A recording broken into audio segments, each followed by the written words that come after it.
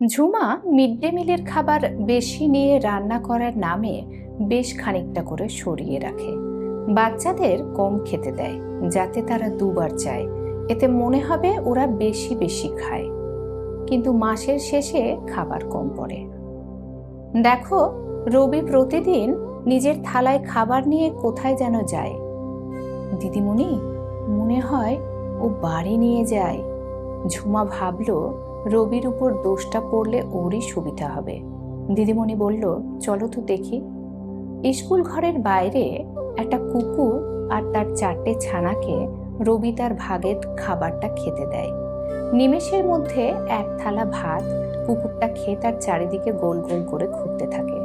রবি বলে, কিরে, পেট ভরেছে? ডিমটা কেমন ছিল? ভালো লেগেছে? বাচ্চাদের সে আদর করে দেয়। ঘন্টা পড়তে রবি বলে, কাল ছুটি, কি খাবি? পারবি না একটা দিন একটু কষ্ট করে থাকতে?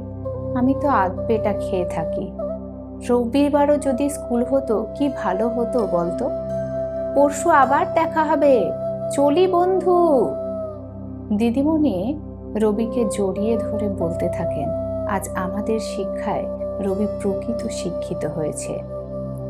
ঝুমার চোখে জল দেখা গেলেও ভেতরের ঝড় কাউকে বুঝতে দেয় না। রবির মূল্যবোধ দেখে কতটা অনুশোচনায় ভরে গেছে তার অন্তর, শুধু সেই জানে।